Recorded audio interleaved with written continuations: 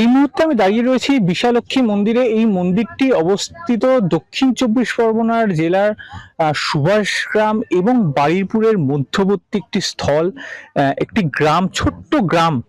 কিন্তু এই যে মন্দিরটি অবস্থিত, আপনারা দেখতে পাচ্ছেন যে একদম পুরো সবুজে ঘেরা একটি মাঠ, যেখানে কিন্তু মানে আশেপাশে কারোর কোনো বাসিন্দা কিন্তু নেই। দূরে একটি গ্রাম দেখা যাচ্ছে, সেই সবুজে ঘেরা প্রকৃতি মায়ের যেন একটা রূপের ঝলকা যেন এই মন্দিরের মধ্যে এসে পড়ছে। এই যে গাছটি, এই গাছটির যে ফ্রন্ট সাইড, সেখানেই কিন্তু মা বিশালক্ষী মা অবস্থিত, মানে প্রতিষ্ঠিত হয়ে আছেন, তিনি অবস্থান করছেন ওখানে। এর পাশাপাশি আপনারা দেখছেন যে গাছে প্রচুর দৌড় বাঁধা আছে, এইগুলো বেঁধে যান এখানকার ভক্তরা এসে। এবং এই যে গাছটি দেখছেন বেল গাছ, এবং এই বেল গাছটিতেও কিন্তু প্রচুর মানুষ এসছেন, তারা কিন্তু তাদের মনস্কামনা পূর্ণের জন্য এটিকে বেঁধে রেখেছে। এবং আনুমানিক 200 বছর আগেকার মন্দির।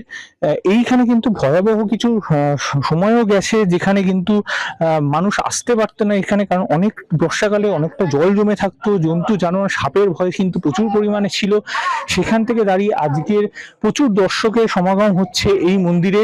মন্দিরে আরো সব থেকে বড় বিশেষত্ব হচ্ছে কি, যে ইংরেজি বছরের প্রথম যে দিন, সেই দিন কিন্তু এই মন্দিরে কিন্তু একটি বড় মেলা হয়, উৎসব হয়, প্রচুর মানুষের সমাগম হয়।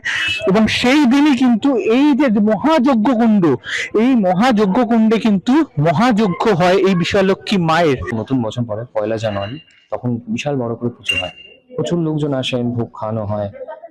আর সবচেয়ে বড় ব্যাপার হচ্ছে এখানকার পরিবেশটা খুব সুন্দর। মা খুব জাগ্রত, বাবাও জাগ্রত। তো আর এখানে পূজাও খুব সুন্দরভাবে দেওয়া যায়। অন্যান্য মন্দিরে যেমন ধরুন বাবার মাথায়ও হাত দেওয়া যায় না, বা জলও ঠিকঠাক ভাবে ঢালা যায় না। তো এখানে খুব সুন্দরভাবে পুজো দেওয়া যায়, বা আপনার যেরকম ভাবে ইচ্ছে সেরকম ভাবে পুজো দিয়ে যেতে পারেন, কোনো অসুবিধা হয় না। মানে মানুষ সুবিধা হিসেবে এখানে পুজো দিতে পারে। না, টাকা পয়সা কোনো রকম কোনো এখানে কোনো চাহিদা নেই, আপনাকে যে ফল দিতে হবে বা ফুল দিতে হবে, টাকা পয়সা দিতে হবে, সেরকম কোনো ব্যাপার নেই। এখানে আপনি নিজের মনের মতো ভাবে পুজো দিতে পারেন। এখানে মায়ের মন্দিরে বলুন কি বাবার মন্দিরে, দুটোই একই। এখানে আজ সোমবার, সেক্ষেত্রে কিন্তু মহাদেবের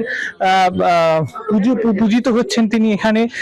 আনুমানিক প্রায় 200 বছর ধরে এই মন্দির, এখানে যিনি এখন পুরোহিত, তার যারা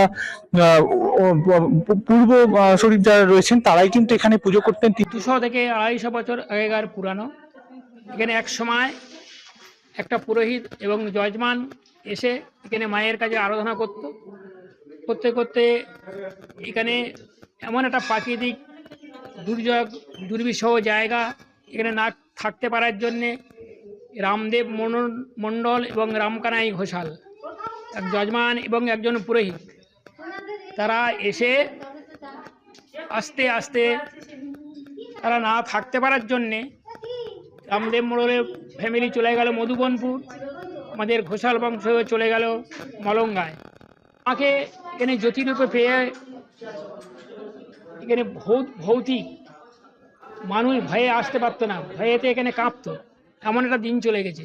মন্দিরের ভেতরে আমরা প্রবেশ করছি। আমরা পেছনে যে গাছটি দেখালাম, অশ্বত্থ গাছ, সেই গাছের কিন্তু ফ্রন্ট সাইডেই কিন্তু মায়ের অবস্থান। এই যে কুঠির, এই কুঠিরে দেখছেন মায়ের অবস্থান, এখানেই মা অবস্থান করছেন, এই কুঠিরের ভেতরেই। এখানেই কিন্তু তার যে জ্যোতি, এখানেই কিন্তু আনুমানিক 200 বছর আগে কিন্তু এখানেই তাকে পাওয়া গেছিল, এবং এখানেই তিনি আজকে প্রতিষ্ঠিত। বছর বছর ধরে যারা এখানে ভক্তগণ আসেন, তাদের মনস্কামনা পূরণ করে চলেছেন এই মা।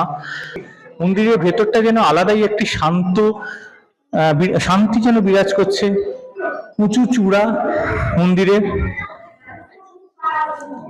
এবং মায়ের বিশ্রাম করার জন্য এই যে পালঙ্ক, সেই পালঙ্ক কিন্তু এখানে খুব সুন্দরভাবে রয়েছে। আমি আমার ক্যামেরা পার্সনকে দেখানোর জন্য বলবো।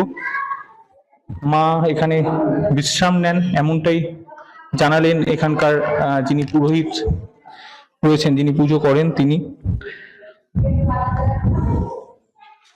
আপনারা দেখতে পাচ্ছেন যে কত শান্তির একটি পরিবেশ।